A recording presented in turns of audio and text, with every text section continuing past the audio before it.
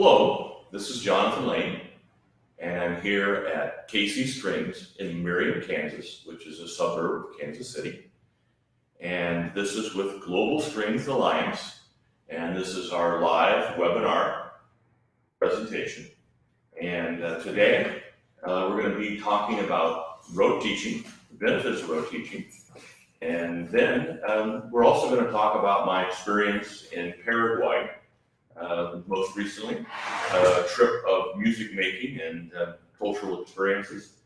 And so I want to shout out to all my South American friends in Paraguay and also in Honduras. I know some teachers there. And we'll get going into rote teaching first. We've done some other videos related to rote teaching, and I'm going to do some reminders about some of the benefits of rote teaching. So as a middle school teacher particularly, I did a good deal of rote teaching. And some of the benefits of teaching for rote are you can focus on tone, intonation, technique, playing postures without the notes or written music in front of the students. So I would often remove all the stands and we would go from there. So the other songs that we've done in the past are a little bit more like first-year players or second-year players. This one called Popcorn Party, which I get from this book, and we'll post the actual list on our site at Global Strings Alliance again, violin pieces in a country style. And this one I get, it's in a different key, and I transpose it to D so that we can do it with viola, cello, and bass. It's written for violin and A originally. So here is what I call Popcorn Party, and it is called Popcorn Party in the book, and I remember it because if you pop up for a harmonic. So one of the things we're teaching is shifting and the harmonic. Here is Popcorn Party on the violin.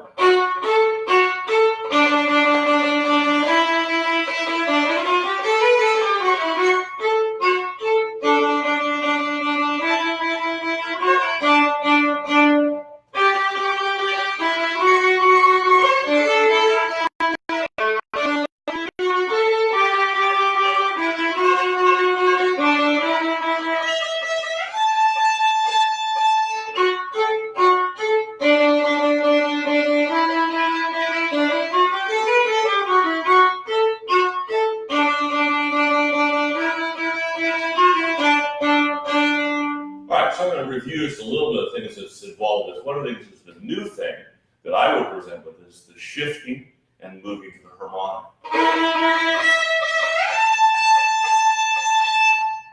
So that's going to be new with, for me at least, second, third, fourth year players, depending on your situation. But the other one is teaching fourth finger.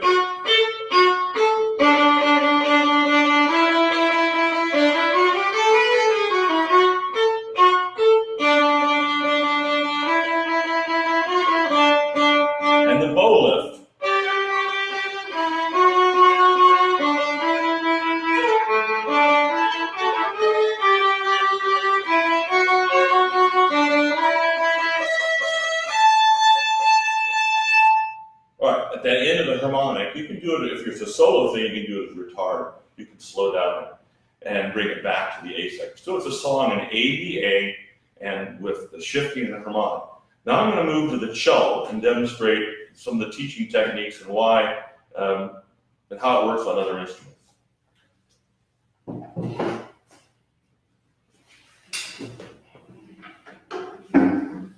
All right, on the cello, you could do it two ways. If you have a more advanced student, you could start here.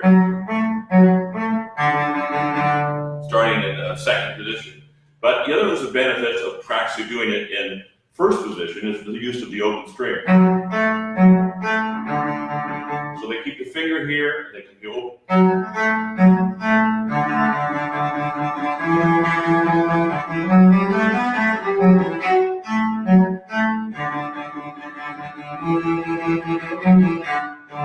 B section.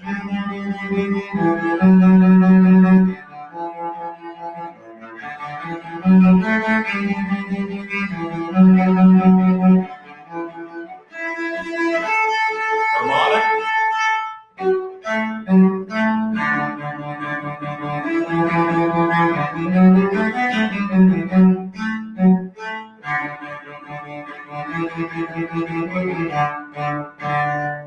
Okay, again, just reviewing the shifting part of harmonic. A lot of moving around the fingerboard. So for me, the middle school age, or players in their second, third, maybe fourth year, and you're wanting to present shifting, and then which leads to vibrato. I always would teach shifting first before I would present vibrato. So the hand is soft and they can move around the fingerboard. Now I'll move to the bass and demonstrate the song on the bass.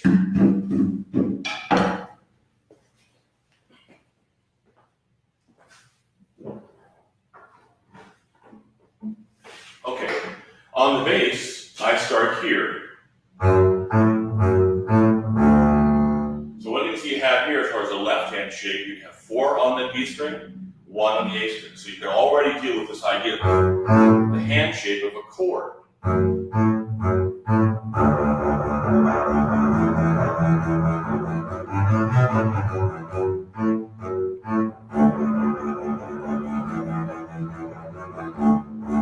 I use open.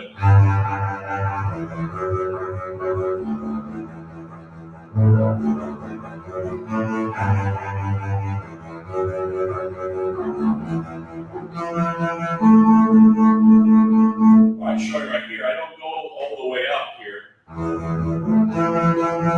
you cut a harmonic, which is off your tuning harmonic, so this is 4th position.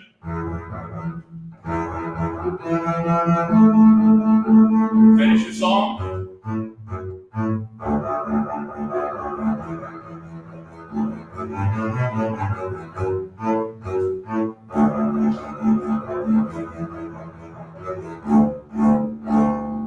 All right, there is Popcorn Party on 3 different instruments. The viola, you do the same thing as you do on the violin.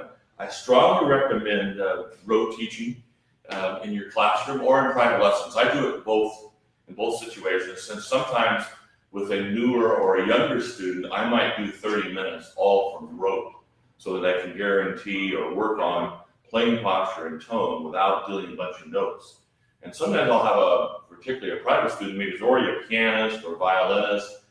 They already know how to read notes and rhythms, so I can separate the teaching. So again, from this book, I actually have written out transposed versions. If you ask me, I can send you print out versions of in the other keys. But I teach them from rote, and generally in the classroom setting, I do not give the music out unless a kid is struggling, and then I only send it home with them. So in the classroom setting, I would teach only from rote on these, and then only if the student is struggling would I give them a copy to take home to work on. So if you have questions about rote teaching, any comments, I'm certainly interested. This is a good way to present those. If you can text them in about rote teaching, and we'll try and deal with that. I know some of you are probably using rote teaching in your classroom. Scales are often, I would teach them from rote also. There might be a book of scale fingers in the classroom, but learning from rote and focusing on intonation and tone and playing posture without written page is something I highly recommend. Now I'd like to begin talking a little bit about my travels the last few weeks to Paraguay. It was a tremendous experience, both musical and cultural, and I learned a great deal, and every day was new and different and exciting. I was invited by my conductor friend, Johannes Krohn, and he is born and raised in Paraguay, but has a lot of American training. He worked with another friend of mine, Maestro Glenn Block, at Illinois State University, who used to conduct the youth symphony here in Kansas City. He's also studied at Pitt State, and there he worked with Raul, the orchestra conductor there, as both as his violin teacher, and also certainly inspired him to be a conductor. And Raul is from Honduras, so the connections are pretty strong with there for me, and I will play down in Pittsburgh. And Johannes also has been a student at the University of Colorado, and he's worked with a lot of noteworthy American conducting teachers. So I was invited by Johannes to be his assistant conductor in his debut in working with a group called OSCA, which is a city or state government-funded orchestra. And as far as my understanding, most of the orchestras in Paraguay are government-funded. So as an assistant conductor, I mostly observed and watched him rehearse over 2 weeks with this group. He did the Fuga by a Latin Venezuela composer. He did 2 arias, one of them being Puccini, and the other being Morricone, which is the same as known as the Gabriel's Oboe from the movie The Mission, and The Mission is actually set in Paraguay. And then he did Beethoven's Symphony No. 3. And so it was a fantastic experience to observe this orchestra in rehearsal.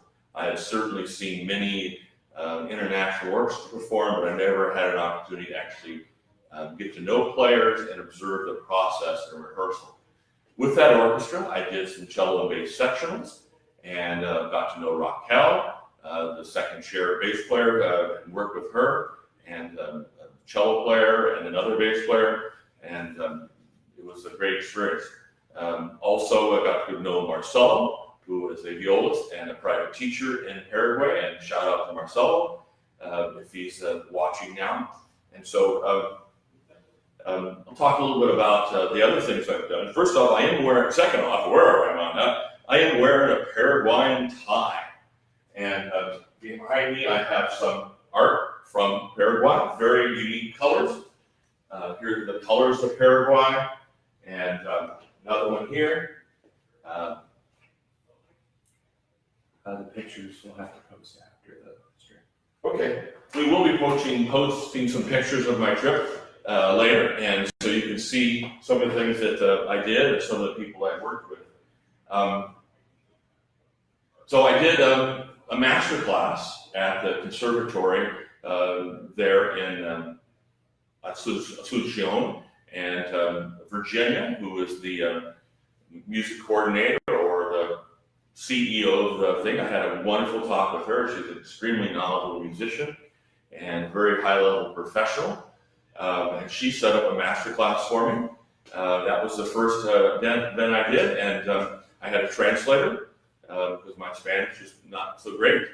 And I had a great time working with the students, and they were very receptive, had a nice audience, and it was a great experience. And then I heard some student works. There was some Beethoven and a Baroque sonata, and then a young man named Jose came up to play, and this is an interesting learning. First off, he's a really fine player, and he played Bottesini Concerto for me, first movement, and I was quite impressed with his playing. I wasn't sure I could help him very much. And one of the things to be aware of related to culture and politics in South America, Jose is from Venezuela. And so those of you who know about El Sistema and how significant that music teaching is, well, the economy and economics of and politics of Venezuela are quite a problem right now. So one of the things you have is kind of a brain and talent drain from Venezuela. And Jose is a very fine player. And my understanding is there are a whole symphony orchestra in Argentina that's ready to form of expats or refugees from Venezuela. And I've seen on Facebook about a group in Greece, a camp in Greece where Venezuelan musicians have gathered together.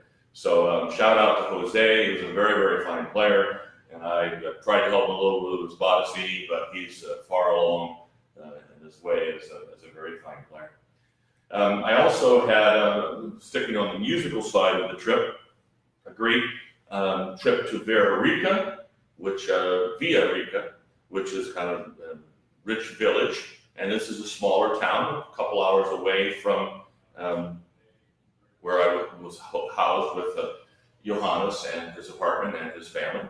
And there I did another master class, actually more of a private lesson with one bass player, and then also with Alex runs a conservatory there, and he had a little orchestra, and you could see some pictures of me working with that orchestra.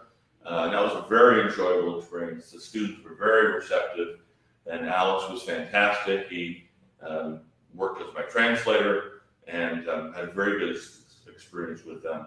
They were mostly focusing on Baroque music and earlier Baroque music. It was great.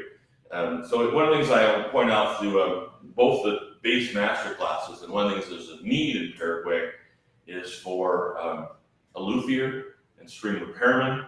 And if you're looking for that, if you have some knowledge of people who might be able to do that, there are certainly opportunities there. And if you'll send me a message, I can certainly connect you with some people that could help you in that way.